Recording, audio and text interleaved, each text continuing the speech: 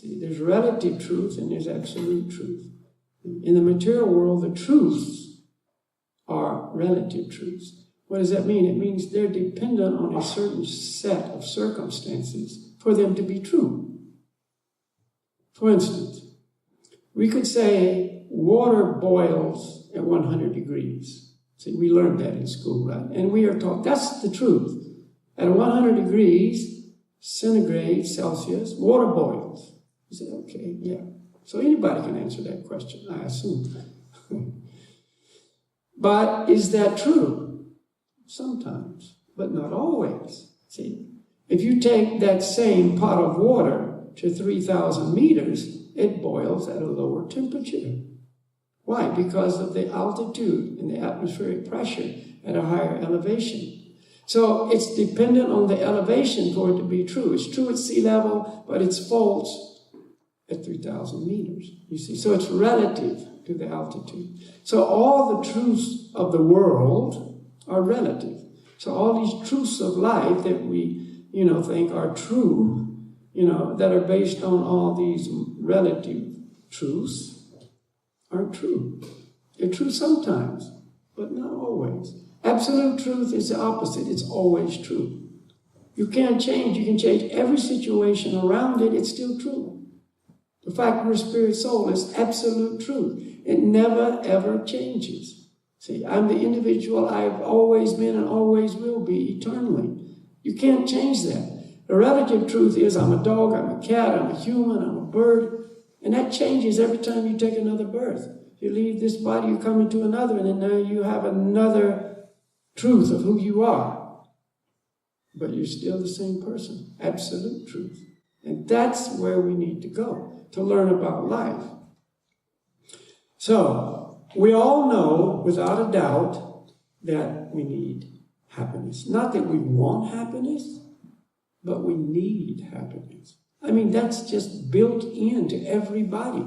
The baby comes out of the womb, or even before it leaves the womb, but let's just make it simple.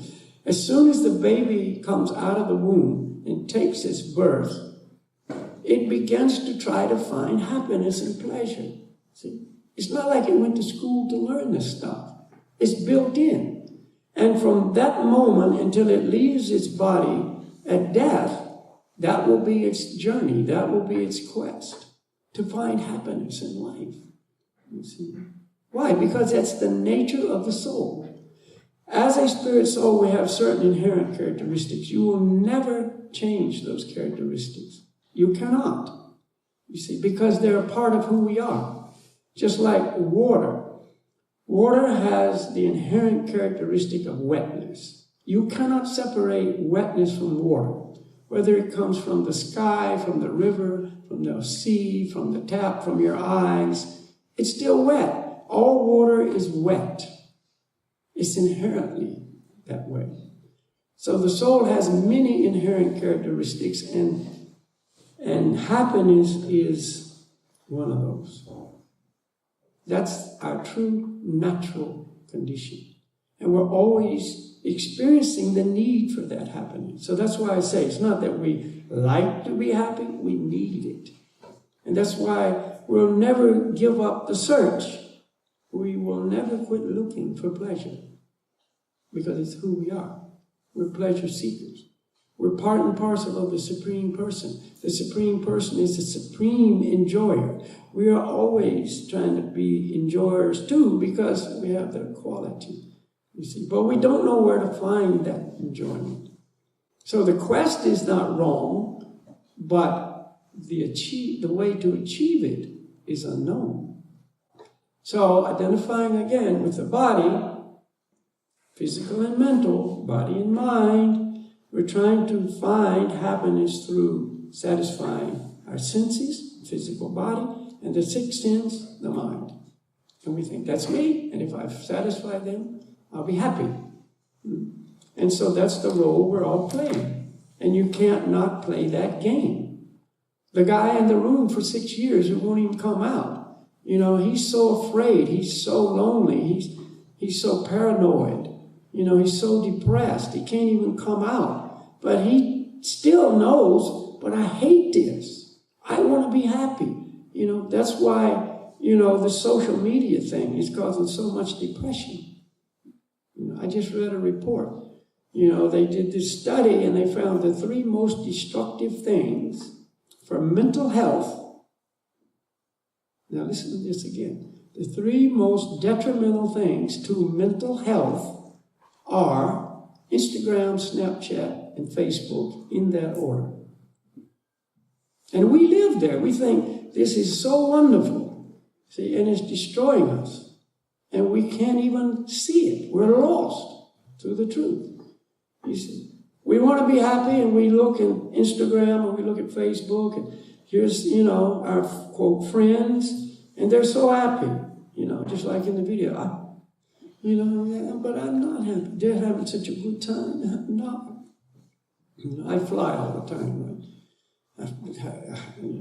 One of the necessary evils, I guess, of what I do, because I'm not loving flying all the time. But anyway, so, I've noticed all the time that we're sitting in the airplane on the runway before we take off, and people are at the window seats, and they're taking pictures of nothing. I mean, there's nothing out there but a baggage cart, a couple of other planes.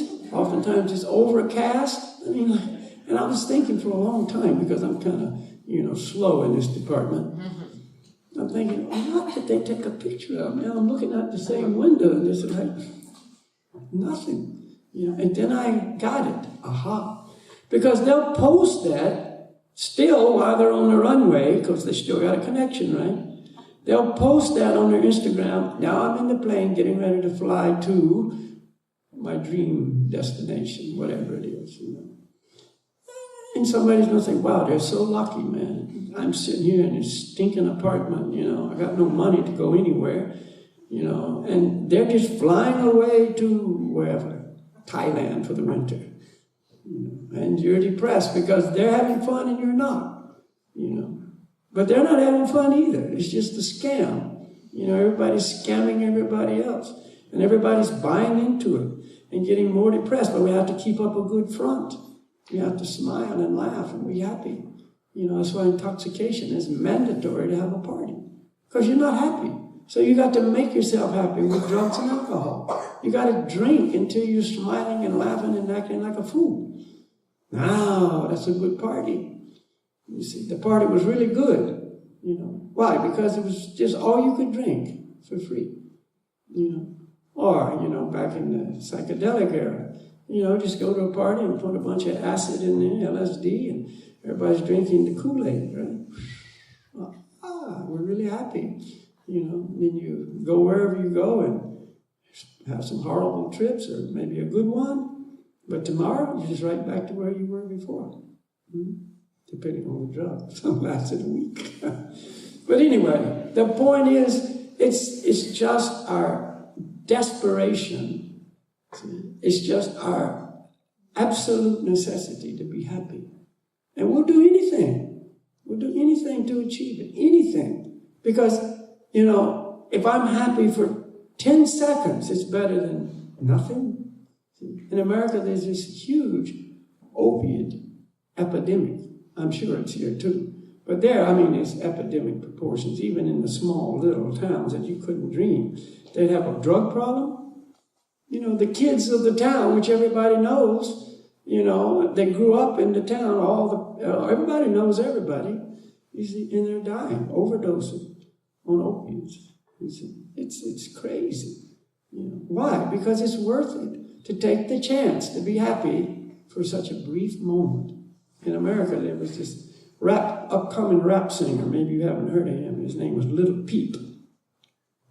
But anyway, he was, really cool and looked the part physically, and he was supposedly very good. I didn't listen to his music, but, that was his reputation, and so he tweeted, he was at Vegas, it's kind of the big, you made it to the big time if you go to Vegas and you can perform in Vegas in one of the big casinos and so on.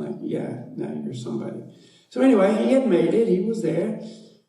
But he had tweeted just before, that, what is life? I'm so tired of this, I take these drugs and I'm happy for 10 seconds. And then it's over. He said, I'm so tired of this. A couple of days later, Vegas, just before his performance, he didn't show up on stage.